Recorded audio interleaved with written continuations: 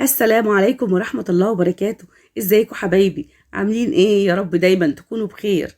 النهاردة بقى عملنا الكشري الاصفر الجميل ده، الكشري الاسكندراني بالصلصة الجميلة بتاعته والبيض المدحرج.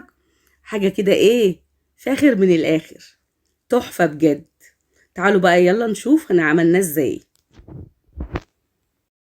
هنقول بسم الله. معانا هنا كوباية ونص من الرز، هننزل بقى عليهم بكوباية عدس اصفر. بسم الله. ونغسلهم كويس ونرجع لهم. كده خلاص غسلناه كويس وصفيناه من الميه. محضرين بقى هنا الحله اللي هنعمل فيها. معانا فيها معلقتين سمنه وحبه زيت كده صغيرين. هننزل بقى بالايه، بالعدس والرز كده مغسولين. محضرين طبعا بيض بقى هنسلقه جنبيه، وهنشوف هنعمل ايه كمان معاه. هننزل بقى بيه كده. خلاص نزلنا بقى بالعدس والرز مع بعضيهم. هنفضل بقى نشوح بقى فيه لحد ما ايه، نغلفه بالماده الدهنيه اللي احنا حطيناها عشان يبقى مفلفل كده وجميل.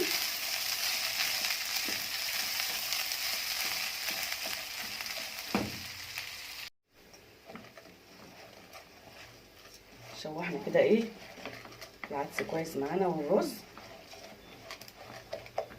هننزل بقى بالايه، بالحقيقه بتاعه، الملح والفلفل الاسمر ومعلقه كمون صغيره ورشه كاري. نقلبهم كويس برضو عشان يدوا ريحه جميله كده وطعم جميل قوي للكشري.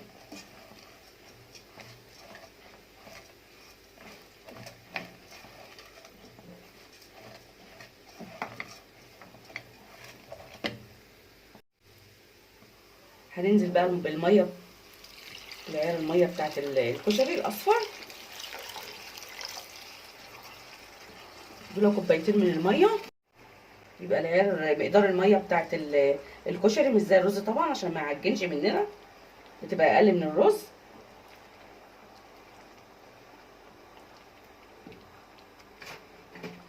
وننزل كمان بمكعب مرق الدجاج وكده نقلبه كويس.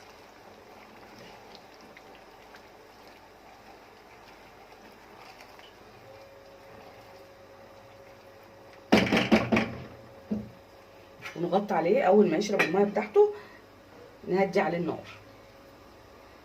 معانا هنا بقى البصل هنقطعه جوانح.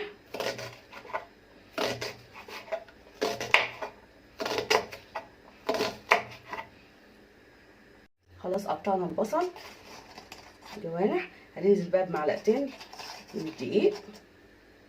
طبعا الكميه اللي انتوا حاطينها يا حبايبي من البصل.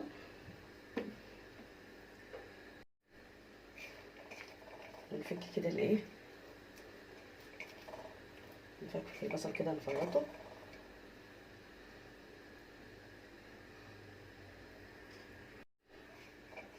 قلبنا كده مع بعضيه البصل مع الدقيق، فكنا من بعضه البصل عشان يبقى طبعا عارفين كده ان هو بيخليه بصل مقرمش وجميل.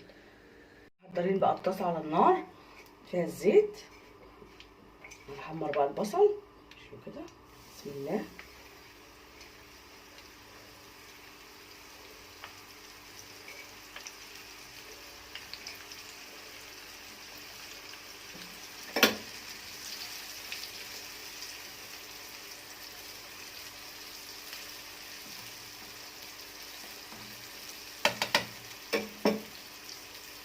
لحد ما يتحمر ونرجع له. خلاص طفينا على البصله، خلاص احمرت اهي. محضرين بقى هنا بقى ايه،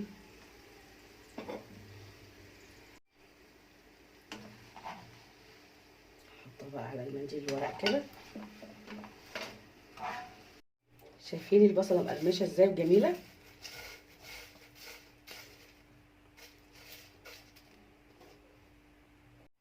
هنا بقى خدنا شويه زيت من اللي احنا حمرنا فيه البصل، معلقتين كده كبار. هننزل بقى ب3 فصوص ثوم مفرومين. نعمل بقى الصلصه الجميله بقى للكشري. اصفرت هننزل بربع كوبايه خل بسم الله. ننزل بعصير الطماطم.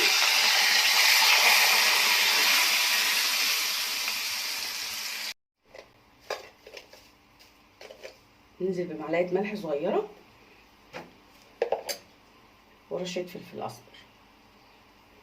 حابين تحطوا الشطه زي ما تحبوا يا حبايبي.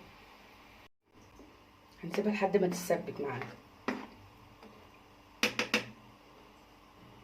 كده. خلاص عرفنا بقى في القالب كده بتاع الكيك كده، عشان يدي منظر جمالي جميل كده يفتح النفس، مع السلطه بقى الخضراء والبيض المدحرج والصلصه الجميله بتاعته. حاجه كده ايه جميله جدا. يا رب يعجبكم يا حبايبي. حاجه كده جميله جدا، حاجه تفتح النفس، حاجه موفره واكله سريعه وبسيطه جدا. اشتركوا بقى في القناه وفعلوا الجرس واعملوا لايك للفيديو فضلا وليس امرا. والسلام عليكم ورحمه الله وبركاته.